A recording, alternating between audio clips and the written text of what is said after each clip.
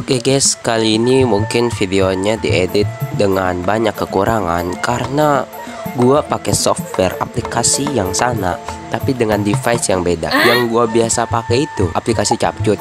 Nah, device-nya di HP guys. Sekarang gua mau coba tuh di laptop, ternyata ya repot tai. Halah, dia tuh alasan aja. Di sini Niku tahu kalau Inva itu nggak bisa ngedit sebenarnya, cuma bisanya alasan aja. Tapi enggak, aku takut digebukin sama Inva. Aku yakin kalau si Inva itu udah pasti dia upload videonya karena udah jadi dah siap di-upload gitu lah. Walaupun editannya yang belum memenuhi harapan dia mungkin ya. Beda kalian nonton aja nih gimana videonya. Semoga sampai ya pesan yang mau Inva kasih. Tahun 2020 jadi titik balik besar dalam sejarah teknologi. AI mulai bangkit dan berkembang pesat. Untuk pertama kalinya, kita melihat teknologi yang mendekati imajinasi film-film sci-fi, khususnya genre cyberpunk dan sci-fi futuristik. Dan sekarang kita udah di tahun 2025. Tanpa banyak yang sadar, industri game mengalami perubahan besar. Developer dan perusahaan game kini bisa membuat game dengan lebih mudah, melewati proses belajar dari dasar hingga menengah, seolah-olah ada cheat bagi developer saat ini. Tapi bagaimana nasib game indie belakangan ini?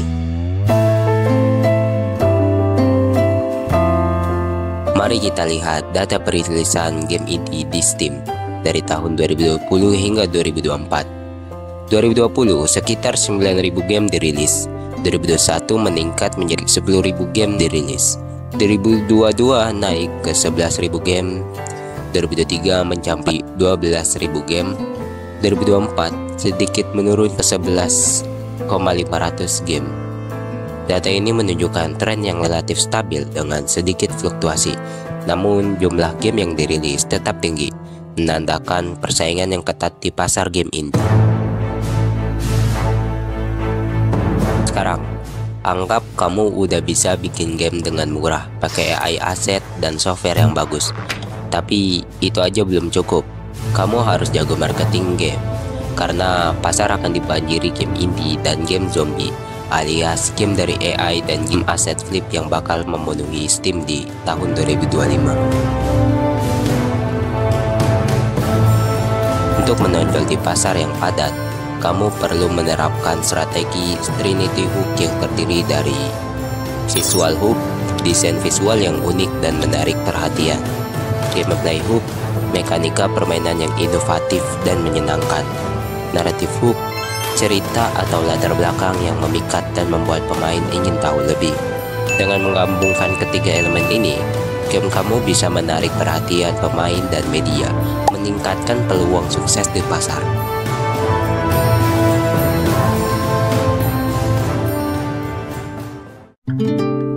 Banyak developer indie di Indonesia menghadapi tantangan besar, terutama dalam hal sumber daya dan dukungan.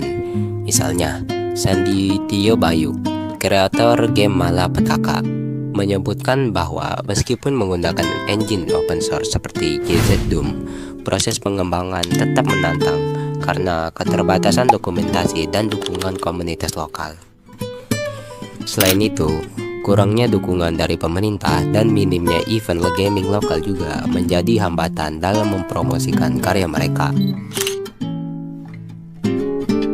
Sering merasa kurang dihargai, terutama karena persepsi bahwa grafis pixel dianggap burik atau ketinggalan zaman. Hal ini diperparah dengan dominasi game-game mobile bergrafis 3D yang lebih menarik. Akibatnya, karya-karya pixel art seringkali kurang mendapatkan apresiasi yang layak. Sebagian besar gamer Indonesia masih menganggap game dengan grafis pixel sebagai sesuatu yang kuno atau kurang menarik. Namun, ada juga yang mulai menghargai estetika pixel art, terutama jika dikombinasikan dengan gameplay yang inovatif dan cerita yang kuat. Contohnya, game Power Rumble berhasil mencapai 1 juta unduhan secara global berkat desain visual yang mengemaskan dan gameplay yang seru.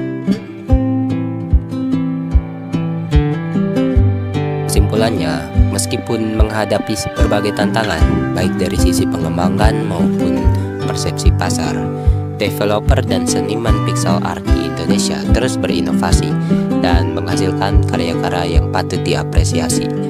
Dengan dukungan yang tepat dan edukasi kepada pasar, diharapkan karya-karya ini bisa mendapatkan tempat yang layak di industri game lokal maupun